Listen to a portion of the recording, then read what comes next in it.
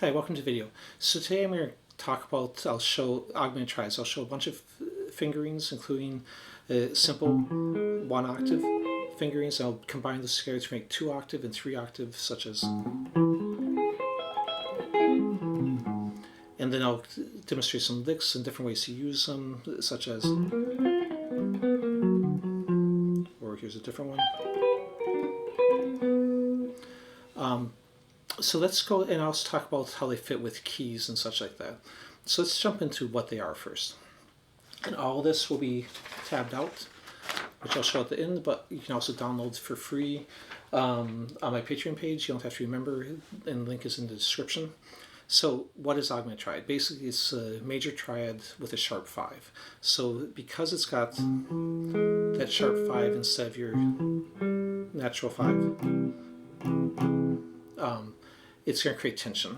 So it's usually done if you're saying in a key, like your basic major or minor. It doesn't actually fit in your basic modes, but it's used quite often to create tension before resolution. So this could be because the chord progression is you're going to create tension, like a 2-5-1 progression on the 5 chord before it resolves back to 1.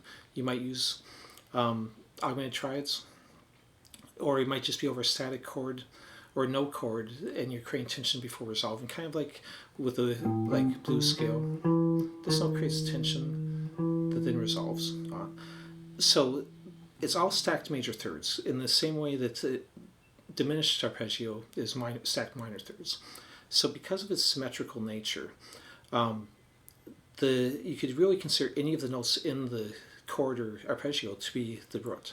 If I play this C augmented, it's C, E, G sharp. But if I start on the E, E, G sharp, C, or on the G sharp, C, E, you notice it's all the same 3 notes.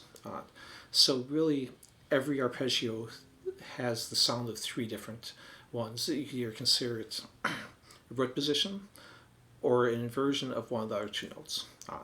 So there's really only 4 different groupings. If I play off any note on the neck and play 4 positions, the 5th one will be a repeat of the first one, just starting on a different note. In this case, the C, G sharp, I'm now starting on the E. So you can go 4 notes, 1, 2, 3, 4, and then the 5th, or you can think of it different on 8, add 4 frets, 1, 2, 3, 4, up to 12, or back 4, down to 4, and you could repeat and have the same notes from the augmented triad that you're doing. So let's go ahead and play the different possibilities within 1 octave. So basically, you've only got 3 ways to play a major third. You can go forward for it, you can go backwards for it, or we can go backwards and cross it onto a B string. The B string throws everything forward 1, so it becomes that shape. So keeping that in mind, you basically can just go forward or backwards, and then the B string variation. If you get lost, and I am here and I can't remember what comes next, well, you can either reach forward, or I can reach backward, and that will be my next note of the arpeggio. So let's run through possibilities. If I add in the octave C, E, G sharp, C, you create this chord or arpeggio, and basically I'm moving backwards 1, 2, 3 times. Now if instead I move backwards twice, I can reach forward for the 3rd time, and then for the 3rd one.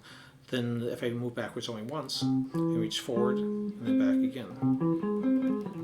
So you can create any of these different combinations on it. Now if I move forward, I could move forward 2 or 3 times, but usually I'm not going to, because if I did that, let's say move forward twice and then backwards, it's really kind of a big jump, going 2 major thirds forward. If I went all 3 forward, it's going to be even a bigger jump and cover a large portion of the neck.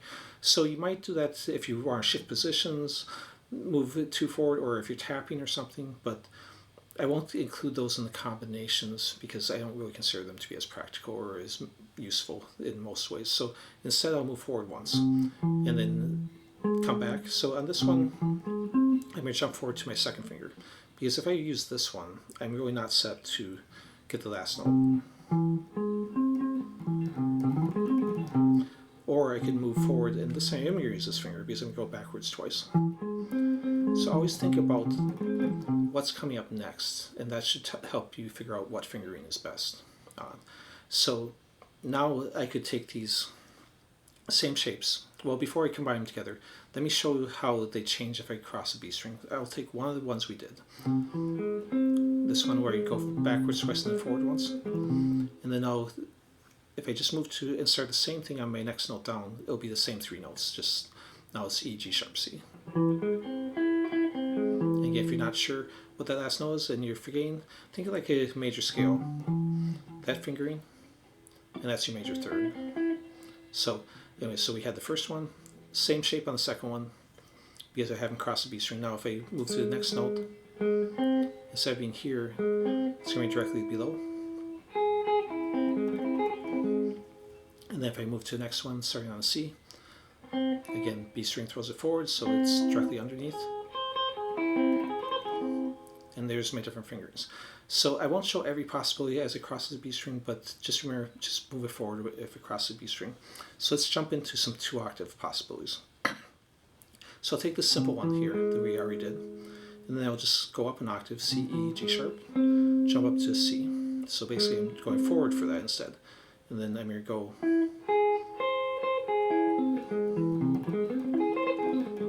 so you end up with that shape. Okay, now if I want to do a different version, let's just change the lower octave. So I'm going to reach forward instead of backwards. And I'll do this one that we already did. And then I'm right here in my octave array, so I'll just continue into the same one we just did before. So you end up with that shape. Okay, now I'll demonstrate that slower that one I did at the beginning. This is the 3-octave version. So here, just so I can keep it in the same position so you can see it more easily how they overlap and you use a lot of the same shapes. I'm just going to add in the G sharp back here and then jump right into it. So I'm going to move forward, again using second finger. And then normally if I was going to return, I'd use pinky here, but I'm not going to return. I'm going to go to third finger because these will be my next notes, so again I'm planning ahead. Now if I was going to return here, I would use pinky, but I'm not going to add in our finish that third octave. So C, E, G sharp. So again, think about what fingers you need to do. Now if you want to add this piece onto your other 2-octave ones, you easily could. I could go here and again, instead of using pinky, jump up to use that. So you can always expand them and make them bigger if you want. Okay, let's jump into some of the licks and talk about a little bit about how this fits in keys. So, like I said, it creates tension. It doesn't really fit into your standard major and minors, but it does fit into your melodic minor and harmonic minor. So if I'm playing a harmonic minor, if you notice, by adding this major 7th, that makes it harmonic minor. That actually gives me this C augmented triad inside it. So, so I could be playing here and add that instead of doing, the full scale run. It also fits, if I want to put this root on, it actually makes a A minor major 7 arpeggio that has that augmented triad inside it. So augmented triads can be built up into bigger arpeggios. So if I did a melodic minor, that just has a major 6 and a major 7. So see, it's got that same triad in the same spot off of the flat third, the augmented triad. If I do a whole tone scale, which is just all whole steps, and being a symmetrical pattern on this, I could actually play that augmented off any one of the notes, and all I have to do is move forward 2 frets, or since the next string is here, move flat 5 forward, and when I change strings, and that would give me, ones off the whole tone scale. Here, let me demonstrate this lick I did from the beginning. So this I was using chromatic. A lot of times with chromatic, I don't like, playing a lot of half steps in a row, like if you just play a scale, but just like regular scale, you don't really want to play a scale in a solo. It's just going to not sound like music. So you always want to be jumping, skipping, changing directions on that. So here I'm going to use 3 notes of chromatic, then I'm going to move forward one and roll my finger down, and that's when I come into these augmented triads. So a G and a D augmented triad. So it sounds like that. Another one you could do is you could just add the augmented triad to your scales, like I was talking about earlier. So, I could do the augmented triad in there, just go right into harmonic minor scale, and it works easily. I could also, the last, like I was going to do,